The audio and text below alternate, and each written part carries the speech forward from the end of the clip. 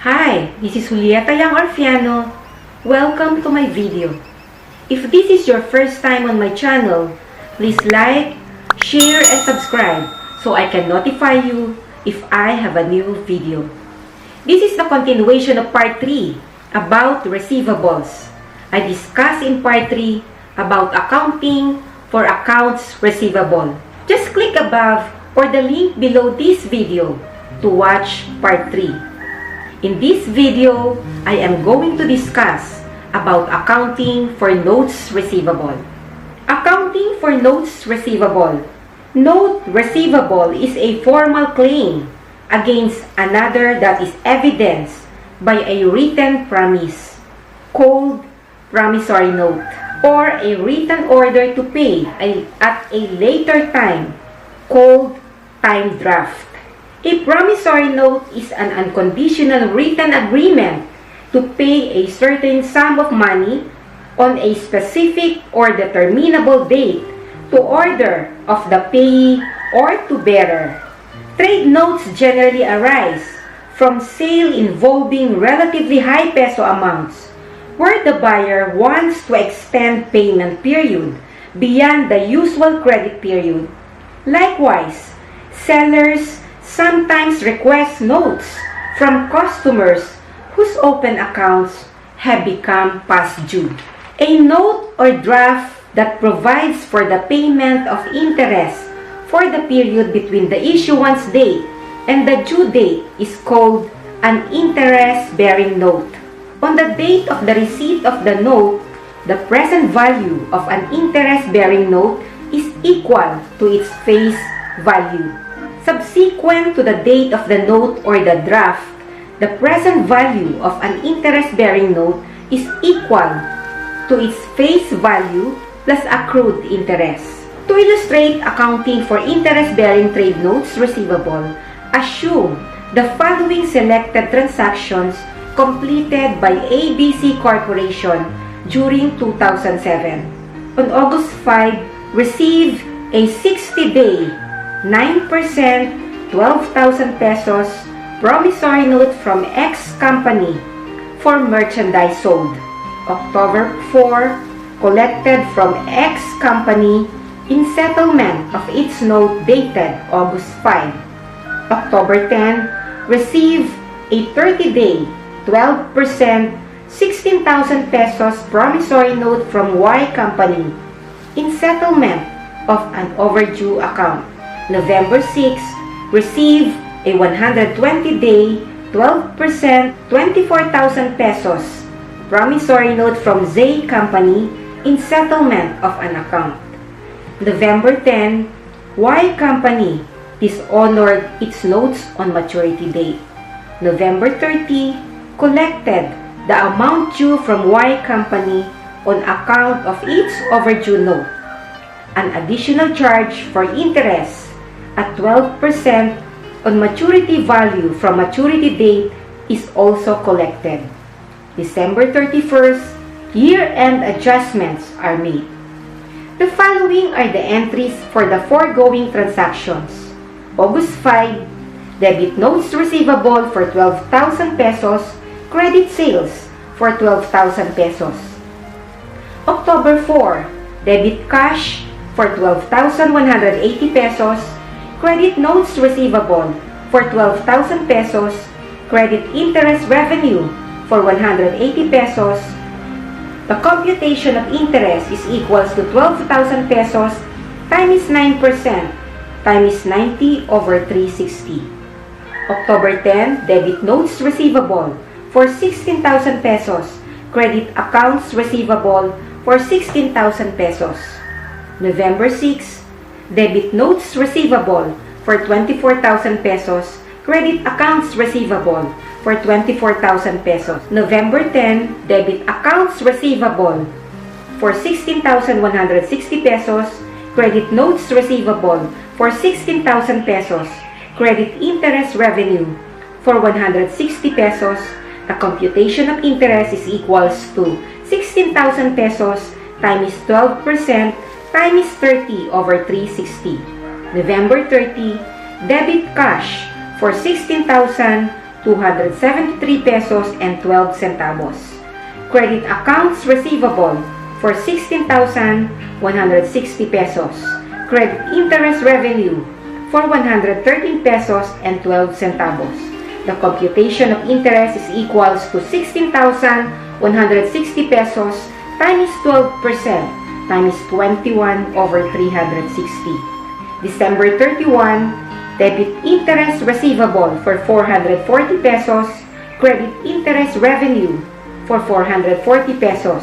The computation of interest is equals to 24,000 times 12% times 55 over 360. 1 asterisk means the computations of interest in the foregoing entries are based on a 360-day year. To qualify to be reported as notes receivable, a note must be negotiable. That is, it must be payable to order or bearer, and it must not yet be due. Thus, a dishonored note receivable would not qualify to be reported as notes receivable in the statement of financial position. Overdue notes from customers, together with accrued interest thereon, are generally reclassified as accounts receivable. Some other descriptive account title, such as dishonored notes receivable, may also be used. This explains why the note of Y and the accrued interest thereon were reclassified as accounts receivable on November 10.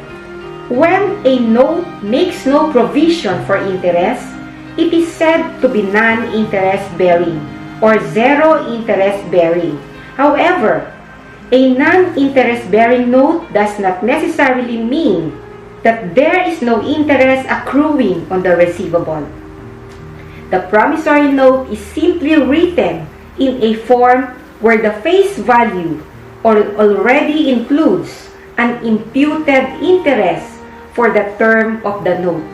When a non-interest bearing note is exchanged solely for cash and no other rights or privileges are exchanged, the present value or amortized cost of the note on the date it is received is equal to cash proceeds exchange. If a non-interest bearing note is exchanged for property, goods, or services, the present value of the note on the date it is received is the fair market value of the property, goods, or services, or the fair market value of the note, whichever is more clearly determinable. Otherwise, an imputed rate is used to determine its present value. When a note bears an interest rate that is significantly different from prevailing interest rate for similar notes, or when the note's face value is significantly different from the market value of the consideration given up in exchange for the note, the interest rate stated on its face is considered to be unrealistic. The amortized cost of the note on the date it is received is equal to the present value of the principal and interest payments discounted at the imputed interest rate, which should approximate the market rate of interest for similar instruments. The difference between the face amount of the note and its present value is recorded as discount or premium and amortized to interest revenue over the term of the note using the effective interest method. If the present value of the note is less than its face value, the difference is credited to discount on notes receivable. If the present value of the notes exceeds its face value, the difference is charged to premium on notes receivable. The discount or premium is amortized to interest revenue over the term of the note. Any unamortized discount is deducted from, and any unamortized premium is added to the face of the notes. To arrive at the amortized cost to be presented on the face of the statement of financial position.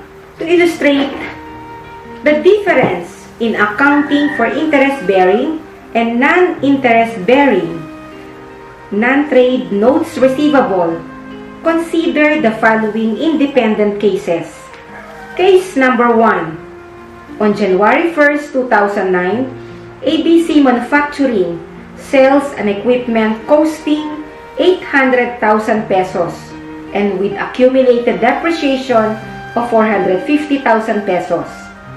The company receives as consideration 100,000 pesos and a 15% interest-bearing note for 400,000 pesos due on December 31st, 2011. The interest on the note is payable annually every December 31st. The prevailing rate of interest for a note of this type is 15%. The entries relative to the note for its entire term are as follows.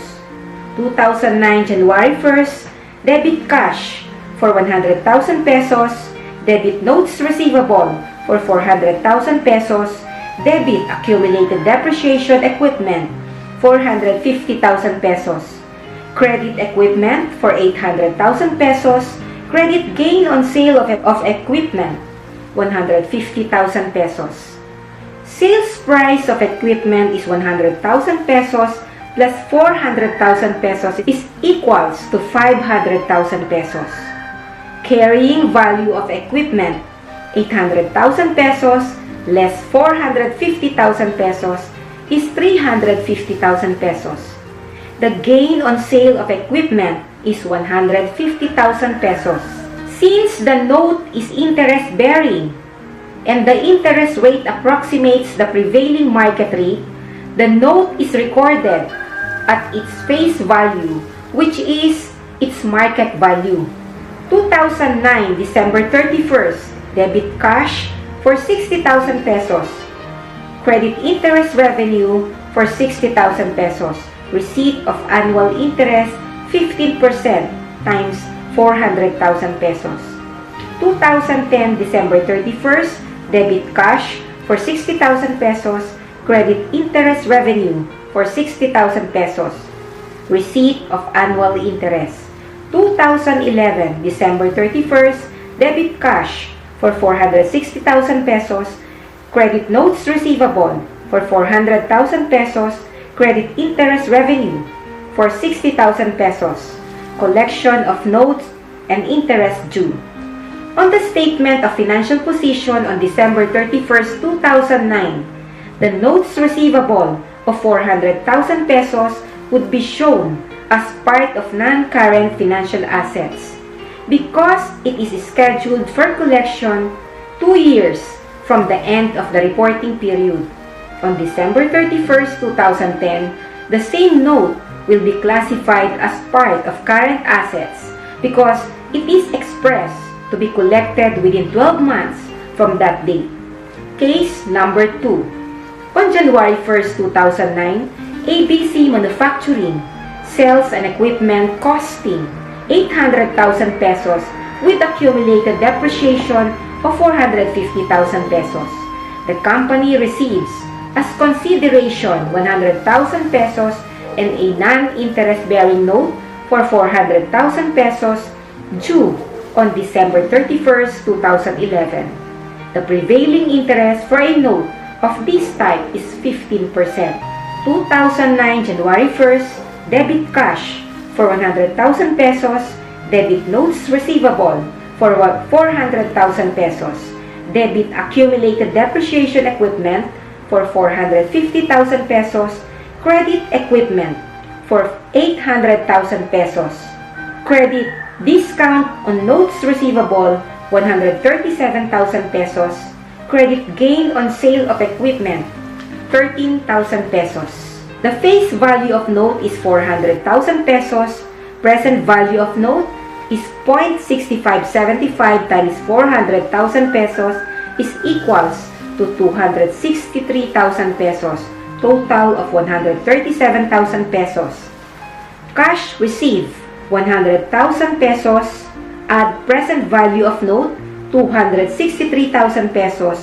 Total sales price of equipment, 363,000 pesos. Carrying value of equipment, 350,000 pesos. The gain on sale of equipment is 13,000 pesos. Since the note is non-interest bearing and there is no available market value for the equipment, the transaction is recorded at the present value of the note's maturity value. The note is discounted at the present value of 1 peso, discounted at the prevailing interest rate of 15% for 3 periods. Notice that the difference between the face value of the note and its present value is recorded as a credit to discount on notes receivable. On each reporting date, a certain portion of discount on notes receivable has to be amortized and transferred to interest revenue using the effective interest method.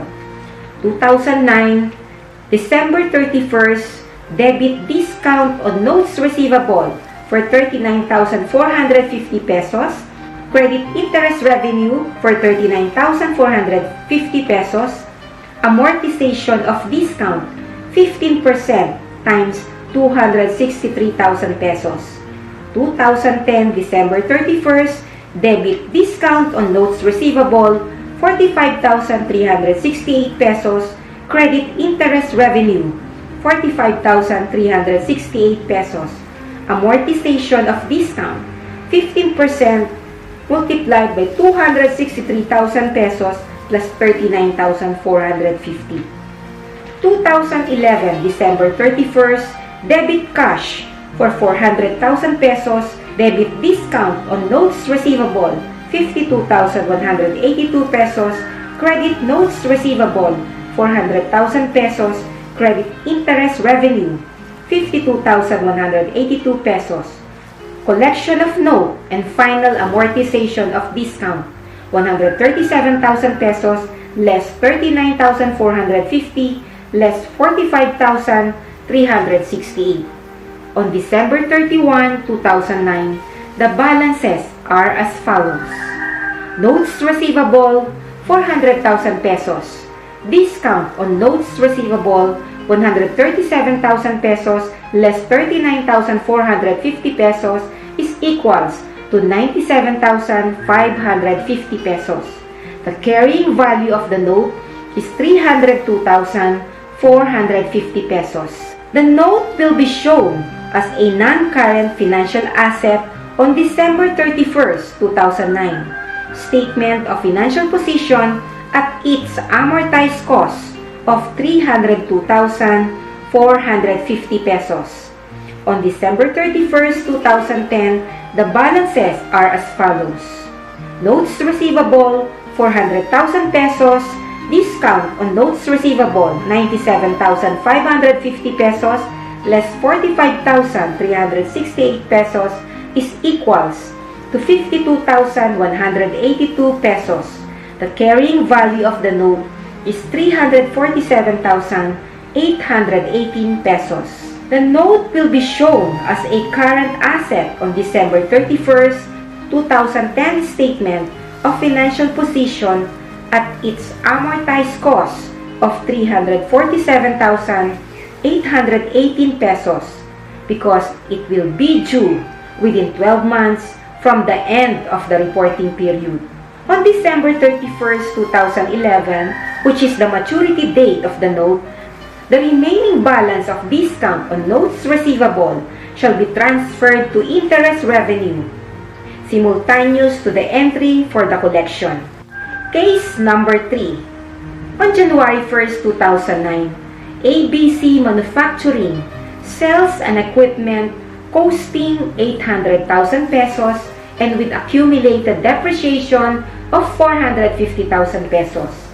The company receives as consideration 100,000 pesos cash and a non-interest-bearing note for 300,000 pesos due in equal amounts of 100,000 pesos every December 31st starting December 31st, 2009.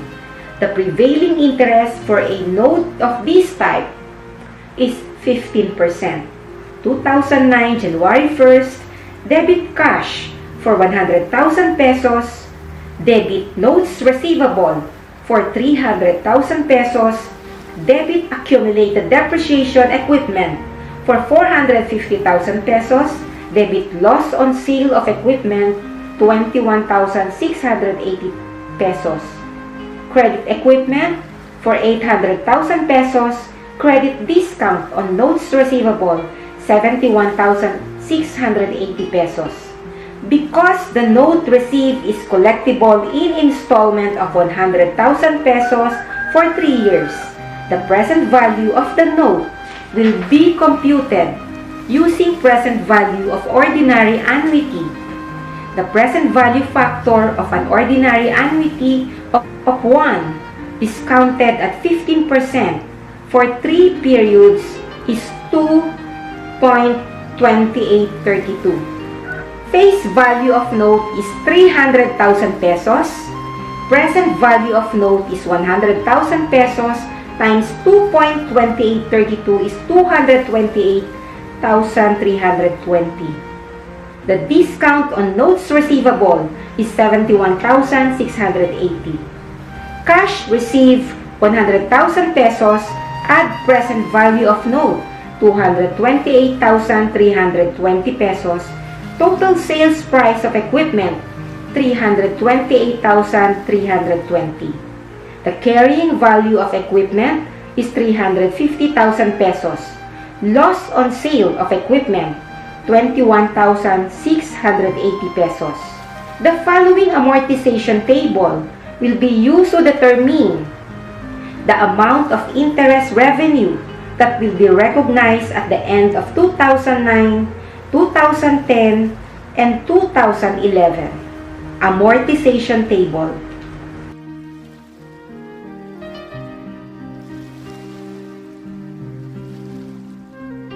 One asterisk means adjusted. The difference in computation based on interest rate is due to rounding off. Based on amortization table, the entries at December 31st, 2009, 2010, and 2011 are as follows. 2009, December 31st, debit discount on notes receivable 34,248 pesos. Credit interest revenue for 34,248 pesos. Amortization of discount. December 31st, debit cash for 100,000 pesos. Credit notes receivable for 100,000 pesos. Collection of first installment. 2010, December 31st, debit discount on notes receivable 24,385 pesos. Credit interest revenue for 24,385 pesos. Amortization of discount. 2010 December 31st, debit cash for 100,000 pesos. Credit notes receivable for 100,000 pesos. Collection of second installment. 2011 December 31st, debit discount on notes receivable 13,047 pesos. Credit interest revenue for 13,047 pesos. Amortization of discount. 2011 December 31st, debit cash for 100,000 pesos.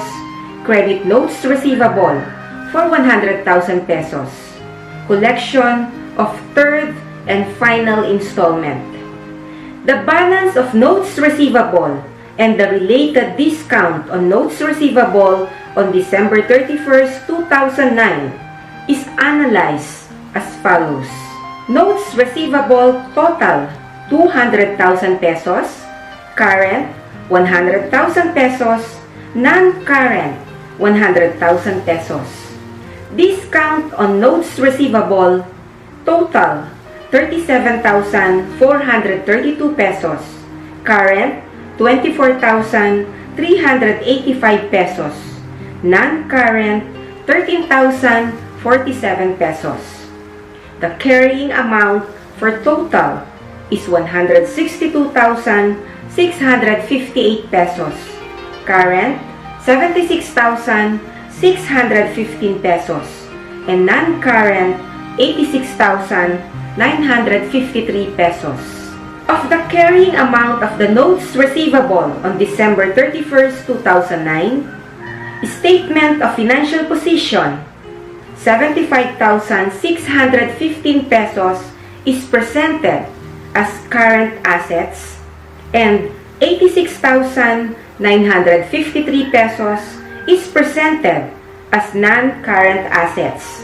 Based on the amortization table, the amount of the principal and accrued interest, if any, that is due within 12 months from the end of the operating period is classified as current asset. The remainder is classified as non-current asset. Case number 4.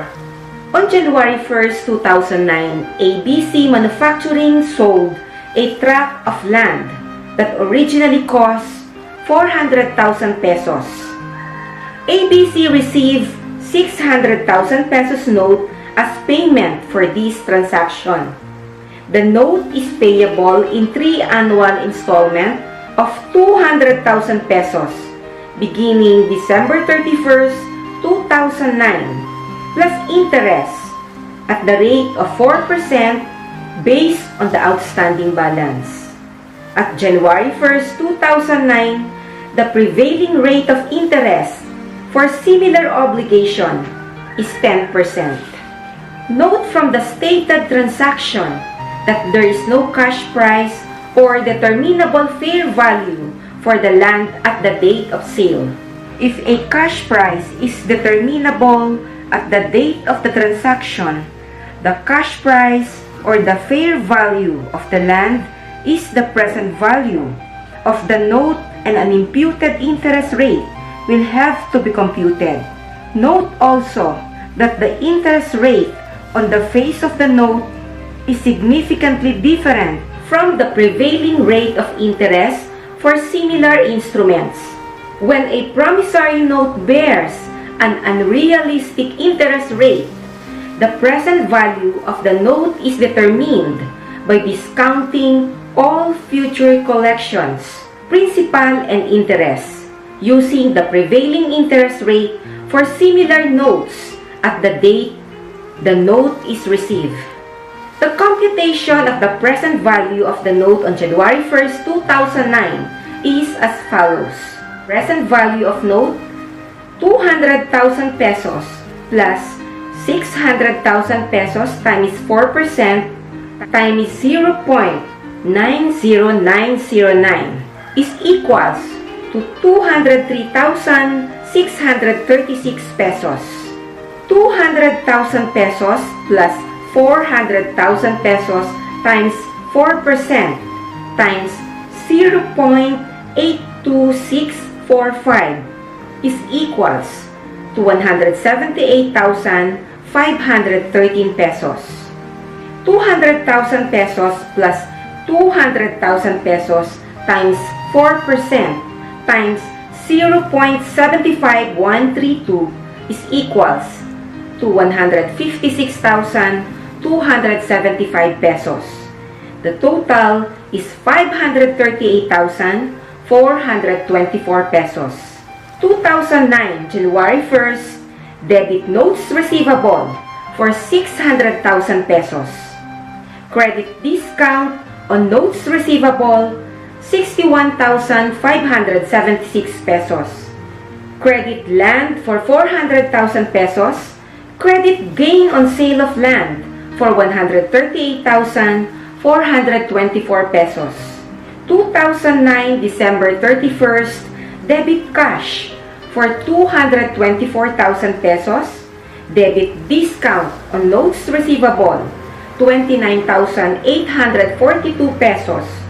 Credit notes receivable for 200,000 pesos. Credit interest revenue for 53,800 842 pesos. 2010, December 31st, debit cash for 216,000 pesos. Debit discount on notes receivable, 20,827 pesos. Credit notes receivable, 200,000 pesos. Credit interest revenue for 36,827 pesos. 2011, December 31st, debit cash for 208,000 pesos. Debit discount on notes receivable, 10,907 pesos. Credit notes receivable for 200,000 pesos. Credit interest revenue for 18,907 pesos. Amortization table. 1* means adjusted due to rounding off.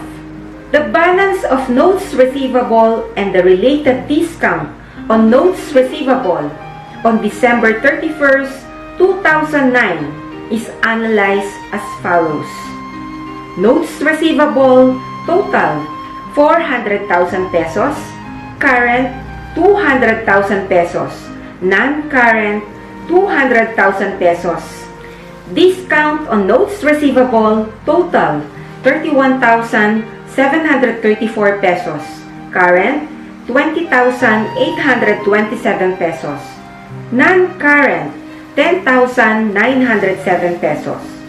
The carrying amount for total is 368,266 pesos, current 179,173 pesos, non-current 189,093 pesos.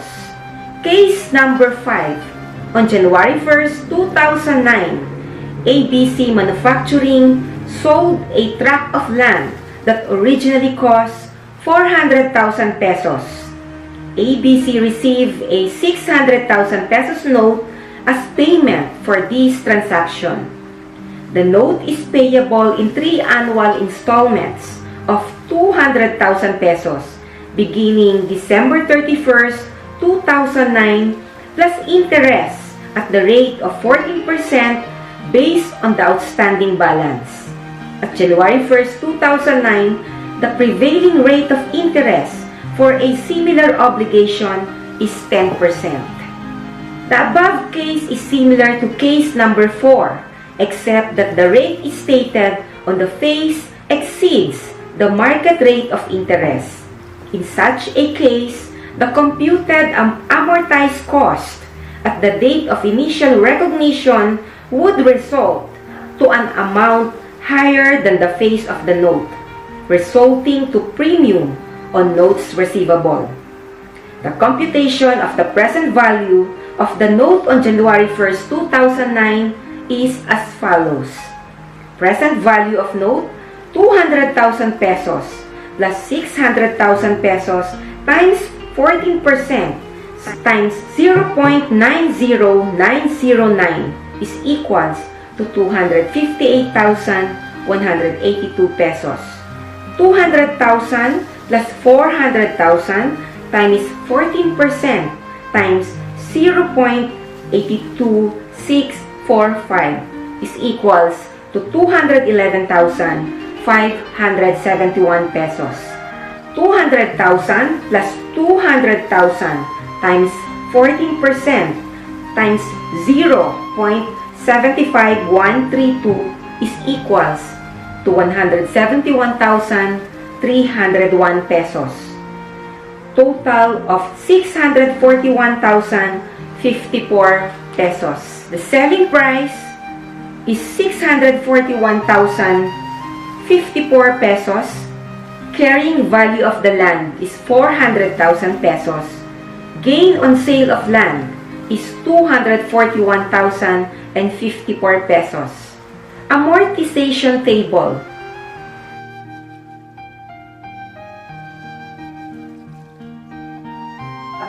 Based on the stated computations and amortization table, the entries for 2009. through 2011 are as follows. 2009, January 1st, debit notes receivable for 600,000 pesos, debit premium on notes receivable for 41,054 pesos, credit land for 400,000 pesos, credit gain on sale of land for 241,054 pesos. 2009 December 31st, debit cash for 284,000 pesos, credit notes receivable for 200,000 pesos, credit interest revenue for 64,105 pesos, credit premium on notes receivable 19,895 pesos. 2010 December 31st, debit cash for 256,000 pesos, credit notes receivable for 200,000 pesos, credit interest revenue for 42,116 pesos, credit premium on notes receivable 13,884 pesos. 2011 December 31st, debit cash for 228,000 pesos, credit notes receivable for 200,000 pesos, credit interest revenue for 20,725 pesos, credit premium on notes receivable 7,275 pesos. The balance of the notes receivable and premium on notes receivable on December 31st, 2009 are analyzed as follows. Notes receivable total 400,000 pesos, current 200,000 pesos, non-current 200,000 pesos, premium on notes receivable total 21,159 pesos, current 13,884 pesos, non-current 7,275 pesos. The carrying amount total 421,159 pesos, current 213,884 pesos, non-current 207,275 pesos. Thank you for watching my video. I hope you learned something from this video. I did part 5 and continuation of this video wherein I discuss in part 5 about measurement subsequent to initial recognition. Just click above or the link below this video to watch part 5. Don't forget to like, share, and subscribe on my channel so I can notify you if I have a new video. Once again, this is Juliet, Young Orfiano. See you on my next video.